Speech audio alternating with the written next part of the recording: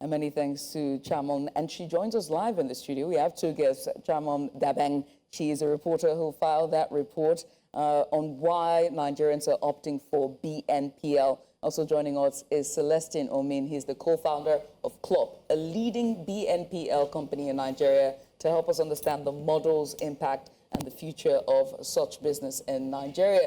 Lady and gentlemen, thank you so much for joining us. Thank you for having us. Thank you for coming on. It's funny to see you here, sir, because I think you people are the ones responsible, but welcome. Welcome. Chamun, you spoke to a lot of people. Yes. What did you identify as the main reason why people are going for buy now, pay later, apart from telcos, because they started this whole wahala. And they say, don't worry, just buy credits. You can pay us later. It's a trap. You just shifted my head. But it is a fact. It's true. I never saw it. Yeah, that is true. But Chamun, go ahead. what was the reason they identified? Well, I think the reason is quite obvious. It's a money issue, of course. We're not oblivious to the fact that Nigeria's inflation rate is extremely high. We have dollar volatility right now. So just affording these things that would have normally been quite easy to do at once is now very difficult for Nigerians. So the concept of being able to pay little by little every month until you can actually own the property is just easier for Nigerians. So that's what, a lot of them had actually said. It's just taking that huge amount. At this point, removing 200,000, 500,000, 300,000 is extremely difficult for so many Nigerians, but it doesn't necessarily mean that you cannot afford it. Right. But, if you can pay on a monthly basis, yes, it's convenience. So if you can pay on a monthly basis, it's just easier. Babayaro, would you say, Celestine, would you say that's the case? I mean, you are in the business, your business is buy now, pay later. What is a consumer behavior like? What is the trend? What are you seeing? Okay, thank you very much. Just like what she said, it's about convenience. Today, if you think about it, if I broke my phone, an average phone today goes for like 200,000 or 300,000. Knock on wood. Make sure that doesn't happen. Traditionally, before now, I have to cough out 300K and go buy the phone. But with BNPL today, I can spread the payments over a 3 to 6 months tenure. Interestingly, 2 years ago, when we started the business, the trend that we saw was a lot of people buying mobile devices. Today, we see people buying more foodstuff. Oh. And paying school fees and buying school kits for their kids. Just because, of course, today, the average Nigerian spends anywhere between 30 to 40% of their monthly income on feeding. So it just makes sense for us to see those kinds of trends. On any given day, we are seeing people buy bags of rice, bags of beans. We're seeing people buy livestock, so food is becoming a big part of that. And that is not the kind of trend that we had envisaged 2 years ago when we started the business, but today it is what it is. So we have to process that payment. Is there a reason for this trend? I mean, it goes without saying, the economy. Yes, of course. But then, doesn't that give a sense of foreboding? Because it's not like as if it comes to borrowing, I don't want to call it borrowing, Judith. Is it okay to call it borrowing? It is. It is. It is borrowing. Technically, If you have to borrow for basic necessities like food, doesn't that paint a very grim picture for the economy, for Nigeria?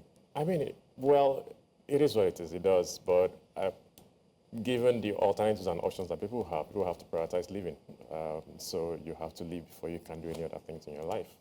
That's not to say that we don't see other industries picking up. Of course, we see them. But the priority these days, people want to, get everyday things that allow them to survive until the following day before they can think about other things. So, buy now, think later. Go ahead. All right. So, before now, some things are now looking like luxuries for some people, like everyday things that will allow you to live your life as a regular person. It's beginning to look like luxury. So people have to prioritize, living first. Right.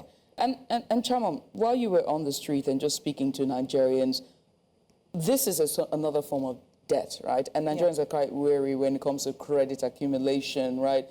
Did you have a sense of that while you were speaking to Nigerians or even to the analysts that you had on your report? Honestly, Nigerians were just happy at the fact that that option is actually available because it solves a lot of issues. Like he said, you have Nigerians that are now buying foodstuff.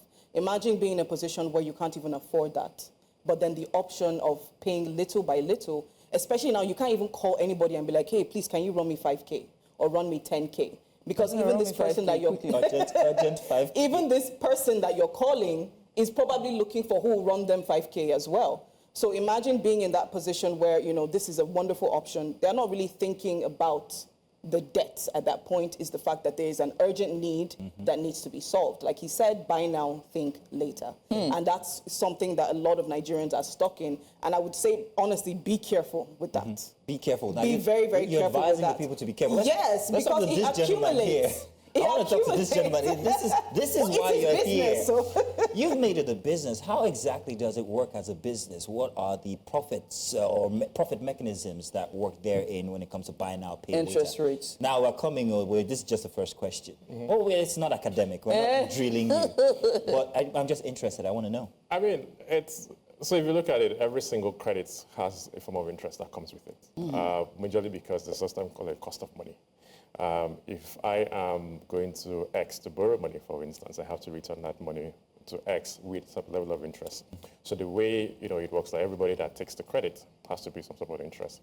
But what we've done also is that we've made the interest very transparent. So if you're taking a loan of, let's say, 200,000 naira, and you're supposed to pay back, let's say, 220,000 naira, and you have a 4 months tenor, that means every month you're paying back about 50,000 naira. So we tell you your interest, let's say 20,000 naira. So every month you pay 55,000 until you clear that credit.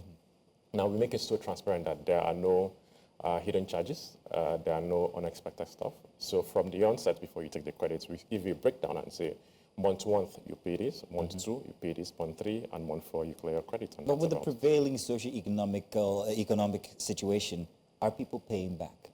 Yes, people are paying back. Of course, every single... Chamun, I saw you, but we'll come to you. People are paying back, obviously. But of course, every single lender will tell you that you have NPLs, non-performing loans. But for the vast majority of the people that we work with, they pay back. Because we do a thorough credit assessment. We give people these credits that have a form of income. So one of the very first things that we would typically do is to say, okay, Ms. Judith is taking this credit. Does she have some sort of income? And if she does, how consistent is that income? Does it come on a particular day, for instance? If it does, let's say, okay, this is salary week for some people. You get paid on the 30th. We look at that trend and say, okay, and does it come from an institution? Okay, it's New Central paying her. So, okay, then she's, credible enough. Does she have existing credits lying out somewhere? If she doesn't, then why not? We'll give her the credit. So there's a credit rating system that's just definitely. rating people already? Yes, there is. Okay. And one has to talk about just basically the trust in these systems. I know that you said that you run a very transparent interest rate basis, and there's no hidden charges, everything is free, you have to do your thorough work. But there's also other loan apps, wicked, that have hidden charges and are threatening people and doing all of that, although it's outright, payday loans and small-term loans, but nonetheless, they are very brutish in their loan collection, or loan drive. Did you speak to them as well, and were they wary of that, or did they restrain it from wanting to take? Once again, it's coming back to buy now, think later, because they are not really thinking about that. Like I said, there's an urgent need; it needs to be fulfilled. So for me, the worry, honestly speaking, is not even from the side of the Nigerians themselves, because, let's shop all willy-nilly. But it will come from a business angle. That's where the issue really does come from. Because like you said, you run all these background checks, but, somebody could lose their job tomorrow. Right. Things could go higher and higher, and you can't really afford to pay back at the rate that you were actually paying. Right. So the people that end up suffering, because one of the questions that I did ask was, who is the person that is really benefiting from this? Right. There is a mutual benefit from both parties if everything goes smoothly, but the business will be at a loss if the people are not paying back. Right, and I'm thankful for that, because that takes us to my final question, and which is going to go to you, Mr. Omin, and it's about policies and regulations for that industry, right? We know that the FCCPC, they're doing the best that they can. We know that the other authorities or regulatory bodies are doing, CBN as well, they're doing their best that they can, but there's still sort of a lot of skepticism that shrouds that space. What are the policies and regulations you want to see the right bodies do to get it right to advance the sector? I mean, today, a lot of work has been done over the last couple of years, but one of the things that we've seen today is that there is now a really large stronghold on loan sharks, for instance. People who give you credits with unreasonable interest rates. It just doesn't make sense. So the authorities are clamping down on those kinds of people.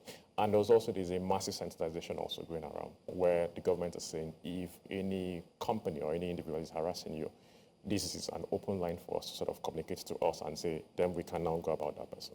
The second thing is data privacy. It doesn't make sense for somebody to take your credit from you and you're publishing a fictitious obituary of the person just to shame them. Every now and then, maybe about 9-10 months ago, I wake up to SMS and say, Mr. XYZ took credit from us, tell him to pay. And it turns out this person was an artisan that worked for me. He was a plumber, was a carpenter. What's my business? I don't know this person. You weren't there when you gave the loan. Exactly. I didn't even sign as a third party. I'm not even a guarantor to this thing. So data privacy is one of those things that the government really needs to do some work around there to sort of forbid people from doing that. It's shameful, like she rightly said also, life happens to people. If you look at the last couple of years, companies are right-sizing and trying to get people off the workforce. So if I lose my job today, it doesn't mean I'm a bad debt, life just happened. It doesn't make sense for you to shame me publicly. I mean, let's just work towards something that I can pay back in a reasonable time. Right. Thank you. We do hope that kind of thing is a thing of the past from now on. Yeah, I do have something to say. I wanted to say that you said that people have moved from luxury to now using payday loans or buy now, pay later to pay school fees, rent, and the rest. I think you should put out a data on that. Yeah. I think so. You should put out data on that.